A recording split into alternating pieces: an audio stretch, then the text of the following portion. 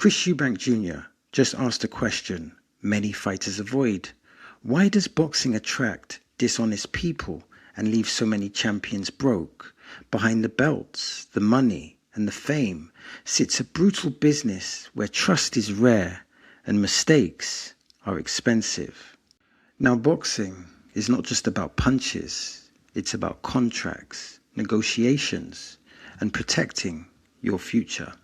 Eubank Jr.'s warnings expose a side of the sport many fans never see.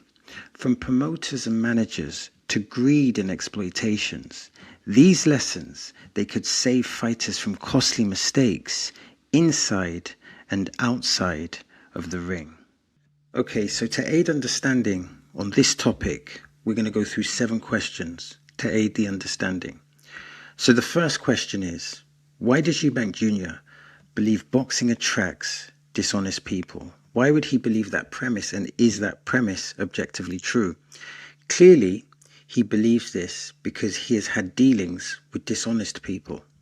However, I'm assuming that he's also had, or hopefully had, dealings with honest people.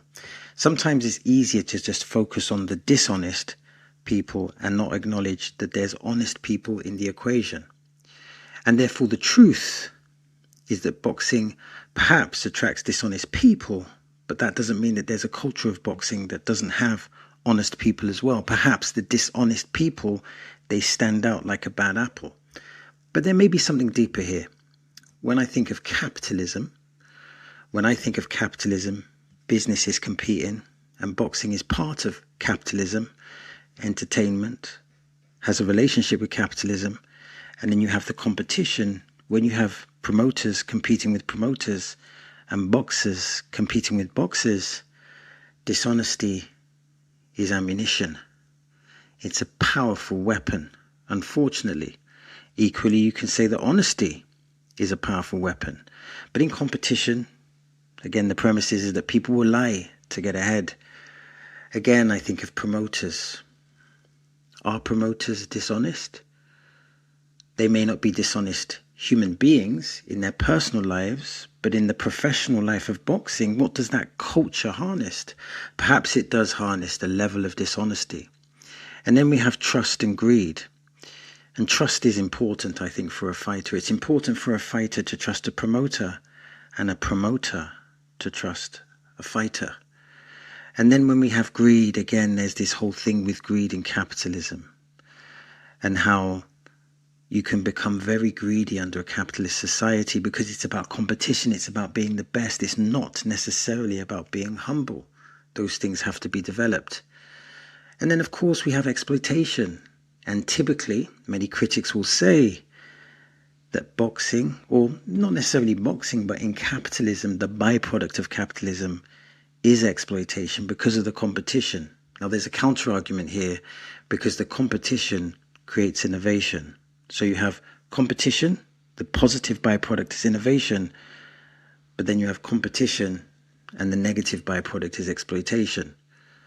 One can only assume that Eubank has dealt with people that have exhibited being dishonest and may have tried to exploit him and have been greedy and therefore has broken his trust. And that is a very sad thing. But we shouldn't call all promoters dishonest, because I would like to think that some promoters are honest, but at the same time, it's important to acknowledge that some people are dishonest, and some of those people will be promoters, people in power. So the next question is, what are the biggest financial risks facing professional boxers? And again, this is just such a great question. I think in the Eubank Jr. context, it was the contract that he consented to. That weight reduction had a significant factor. Of course, there was other factors as well. In the rematch, Conor Benn increased his boxing IQ and had developed his experience.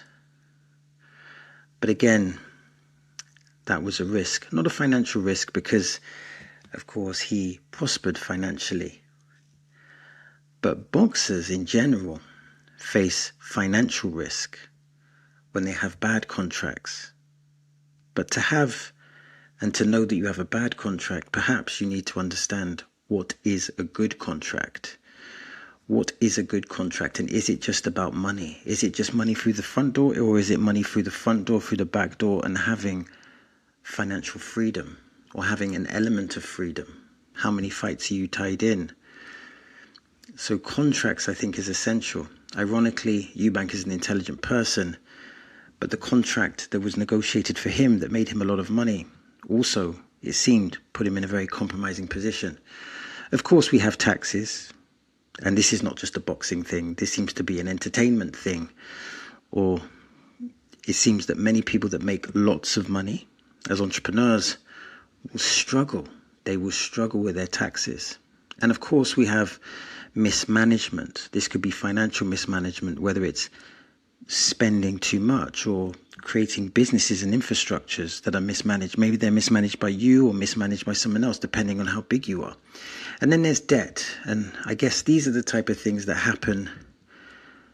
You know, you can have debt at every level, the lowest level, and even at the highest level. So debt can be a very destructive thing for anyone. If you're a boxer and you have debt, maybe that compromises your integrity. Maybe that puts you in a compromising position. Maybe you sign a bad contract knowingly, but you're desperate because of the debt that you're in.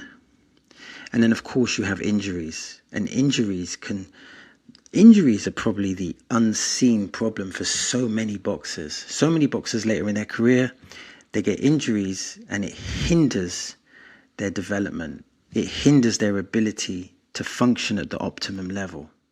And then the next question is, how can fighters protect themselves from exploitation? Now, the first thing that comes to mind is negotiation. And when we think about Chris Eubank Jr., he is great at negotiating. In the two Conor Benn fights, he profited financially. So he negotiated from a financial perspective a very handsome package. So negotiation is essential, not just for Chris Eubank Jr., but for every boxer to negotiate effectively. Of course, then you have other elements such as lawyers and your boundaries. You know, your boundaries, what you will do, what you won't do. This could be percentage splits. This could be the things that are negotiated behind the scenes. So I think here, being a great boxer isn't just what you do in the ring. It's also what you do outside of the ring. And part of that is negotiation. So I think being an optimum boxer isn't just about being optimal in the ring. It's also about sharpening your negotiating skills, or having your team be very good at negotiating. And then we have, is boxing more vulnerable to corruption than other sports? Again, Chris Eubank Jr. has spoken up about the corruption. I get the sense that when he speaks about the corruption, I feel like he's speaking his truth, but then he's using that truth as part of the marketing vehicle. So there's truth, but then there's entertainment, and those lines can be blurred. But I think it's hard to answer that question because there's so many other sports, and there's probably varying lines of corruption. You would have to have like an in-depth analysis to objectively answer that question. And perhaps you can't objectively answer that question, but I think the public perception is that boxing has an element of corruption. But how big is that element of corruption? And then what role do managers and promoters play in a fighter's success? You know, when you think of Eubank Jr., you think of branding. Branding is really important, what he represents, what he became. And then you have the negotiation. Typically, negotiation can be left to the team. But also a boxer, I believe, perhaps should consider to be part of the negotiation process, because negotiation is so important.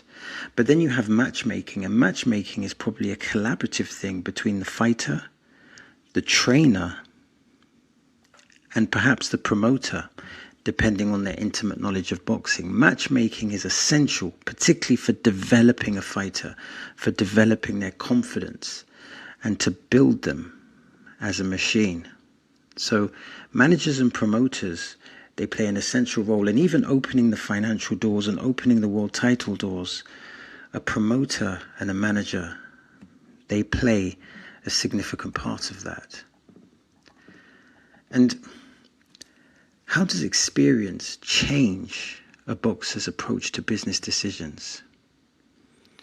If we take the Chris Eubank Jr. perspective, I get the sense that, I'm not sure if he changed, but he came into the sport with business acumen because he had an inherited education, whether consciously or unconsciously, from his father. So that business education and that skepticism of authority, that creates, and that ability to think independently, that creates a recipe for potential independence. But many boxers, and you can understand why they would do this, many boxers may focus on the fighting and leave the business to their team, to their promoters, to their managers. But is that a good thing to do? Can you trust someone else with your financial development? It's a good question. And here's the final question, an important question. What lessons can young fighters learn from Eubank Jr.'s warnings? I think for me there's a few things. Awareness of the contracts, awareness, not that the contracts exist, but awareness that these contracts, they can determine your future. It's not just what you do in the ring. So that awareness of being involved and that awareness that this is a skill is essential. And then it's that discipline, having that discipline in the ring, that discipline through camp, but also that discipline in dealing with the other elements of boxing. You're not just dealing with your opponent. You're not just dealing with the relationship with your trainer.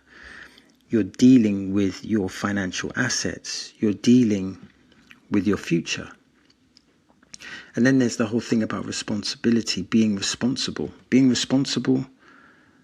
for the fights you take, being responsible for having optimal camps and having the best trainers and the best people that you can have, but also being responsible that when you sign that contract is optimal, that you've negotiated the best things for you, not just financially, or if it is financially, not just through the front door, not just necessarily a large sum, but also the back door, whether it be the pay-per-view, and also not being tied into long-term contracts so that you have leverage.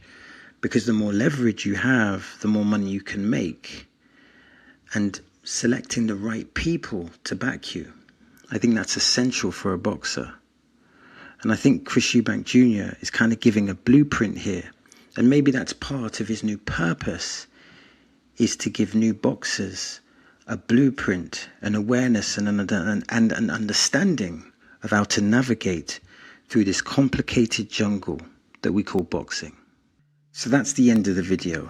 Now I'm trying to build a digital boxing community.